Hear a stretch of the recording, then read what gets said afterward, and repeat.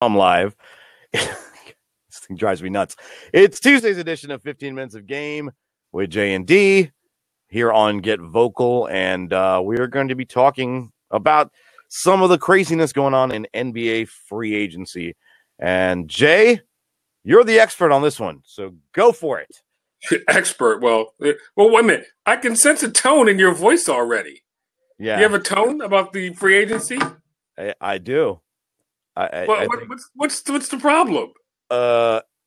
This whole super team era and guys never sticking with the team and just working together to put together their own teams that basically dominate is ruined the freaking pro basketball for me completely. I'm over it. Okay, there's always been super teams in the NBA. The Bulls were a super team back in the day. The Lakers were a super team. So we've always had this thing of the NBA's always been top heavy. You have the phone rings, which it never does. No, I get, but I'm not at. Okay, that's getting guys. Here's the thing: most of these super teams from before, though, a lot of those guys weren't super till they got with the right people. You know what I mean? Like those Celtics teams were not like those. A lot of those guys were kind of castaways that were put together with other great guys. Well, see what they would do though. Richie Harback, you like player, Kevin McHale, right?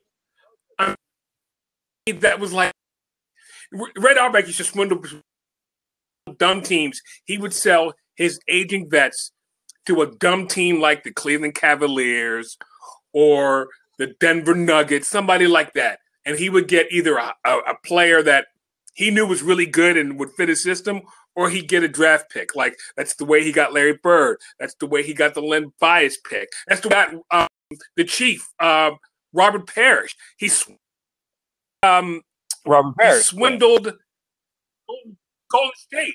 But I'm saying, that's it's always fine. been that way in the NBA. It's always smart teams or but the other team's getting something also. So there is some balance. That happens in the NFL. It happens in the NHL.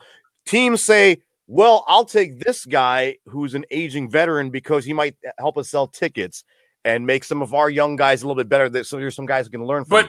So both teams are finding some benefit in it. In the current situation, it's I'm LeBron James. I'm going to try and put together a team somewhere else who wants to come with me. And that is complete garbage because Larry Bird would never do that. If Michael Jordan would never fucking do that. They would have. If they would have had the power to do that, they would have done. Remember, Charles Barkley tried to do it in Houston. Well, I'm glad it didn't happen because it's garbage. It's like really. And I said this 4 years ago. I said, I'm going to predict the finals every year in August. Okay. So and I've been right for 4 straight years.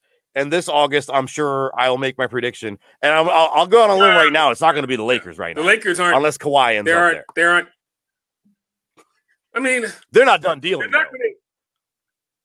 And the Warriors, which are already ridiculous, is now they're not going to get Kawhi. Who's ever going to beat this? That's not going to happen because if I'm the San Antonio Spurs and I'm Greg Popovich, my one goal in life is to help out the Los Angeles Lakers. No, if I was him, if Kawhi wants to sit out the whole year, sit out the whole year. You know what? Well, you know what? What he's talking about. We've seen other guys do it. Right, it's just not so much as common in the NBA. But I think Kawhi Leonard's just he's a different character, man. He is about what he wants. But he's looking bad, though, from the public perception. No, he's definitely looking bad. Well, the other thing, too, man, people put Greg Popovich up on this pedestal like he's freaking Jesus Christ, okay? Greg Popovich, as great of a coach as he is, he's one of the biggest blowhards in sports history. On that one. Yeah. That guy is the sideline antics are big. Yeah, I'm sorry. The guy thinks he's running for office constantly, and fuck that. He needs to just go tone it down. And so this time, Kawhi Leonard is automatically a villain because, how dare he butt heads with Pop? It's come on, this man. Is good for the NBA. The NBA has now, I believe, surpassed the NFL for its off-season, how people care in the off-season. The NBA is much more fun to follow than the NFL. The NFL is actually killing it. It's getting them a lot of Twitter chatter and stuff like this, the NFL but I don't think it's making them any money. And the NBA is becoming more and more the worldwide leader in the United States. Oh no, the NFL is killing itself with its dumb rules for one thing. Unlike and then the NFL, the NBA, the players have more power than the owners do, and that's the one good thing. Yeah, and I think it also lends itself. It's a 12-man roster. Two guys can dictate success. That's not going to happen in baseball, in basketball, in football, or in hockey. I remember the Minnesota Wild tried to put together their dream team a few years ago in the NHL.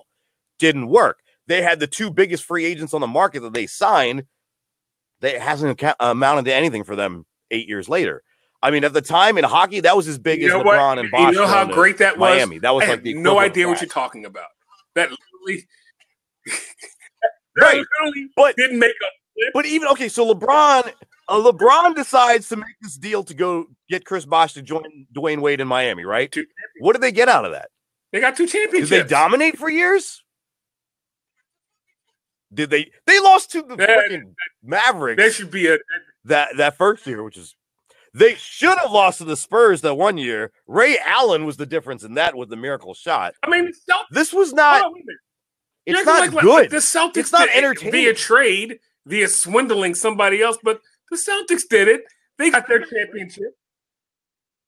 They got Ray Allen and Kevin Garnett at the tail end of their career to help Paul Pierce at the tail end of his career. It's not like they were getting these guys in their prime. No, that was and those were trades. Not like Kevin Garnett, Paul Pierce, and Ray Allen. Kevin Garnett were like, still "Hey, let's a do top this." 10 player. Ray Allen was still a top 15 player. Now,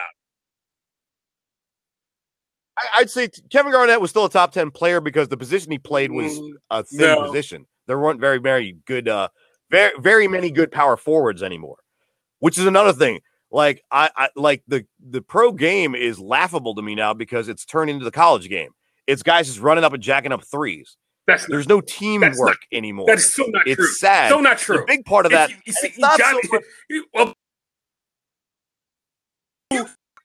They pass the ball.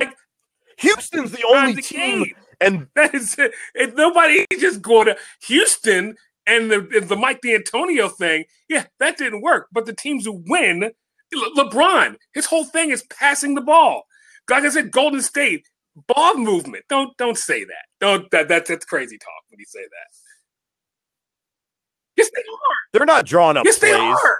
They're not drawing up plays anymore. Golden State has a 1-2 look kind of situation. You have to watch it.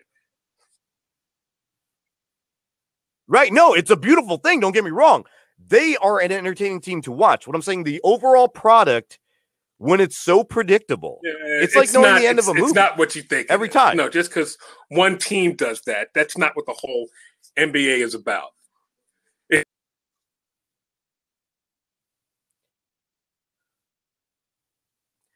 Ratings are down. I know I've barely watched. Even the playoffs I've barely watched. I watched 15 minutes and I'm like, this is so terrible. This is not a good product. NBA that's changed because there's the great team. Valued of what it used to be. The game is played from the outside in, not inside out like it used to be. That's what. But you know what that comes from? That doesn't. I'm going to go on a whole nother rant. That comes from AU and high. That's college. Who at one point when they were 10, 15 years ago they were told stay your butt in the paint, but now everybody with like Dirk Nowitzki, you want to be 6'9", you want to be Kevin Durant, you want to be 6'9", 6'10", you want to shoot threes. The emphasis has been taken from the post game and it's now the perimeter game. So again, you can't blame that on the NBA. But then it's a game show. I can blame it on the NBA because one of the things they could do is stop letting guys come be one and done. There's too many young guys coming in that haven't developed their game. That's a whole and they stink. Show. They are not fun to watch. They stink. It's going to be their careers 2020, short, I think, is when and it's a reason they're going to outlaw the one and done. They're going to go 2 years, or so. You know what? Let them come in as high schoolers, and when all these guys are like, "I'm really not ready," when they'll realize that, that's when it'll stop. But The one and done. There are a lot of one and done guys who aren't ready, which irritates me even more. All right, so Boogie going to love it. Boogie going to Golden State. Dwight Howard. Before we came on, Dwight Howard signed the 1 year with the Wizards, which makes no sense. But it'll be fun to see John Wall maybe punch Dwight Howard at some point during the season. That would be fun to see. I mean, like I said, Kawhi Leonard, that's still going on. Paul George. I just want to know why everyone thinks LeBron going to LA has made them like somehow a favorite in some people's minds. I'm like, they don't get out of the first round in the West with that team almost right as now. Bad as Kobe stands, so they just have to, drag because LeBron's there now. And when people talk about like, oh, it's unfair that LeBron gets the hate he does, and it's not because he's a bad person, because he's an amazing human being. But he's single-handedly, in a lot of ways, ruining basketball at the NBA the way we knew it. That's why a lot of people don't like that. He's a mercenary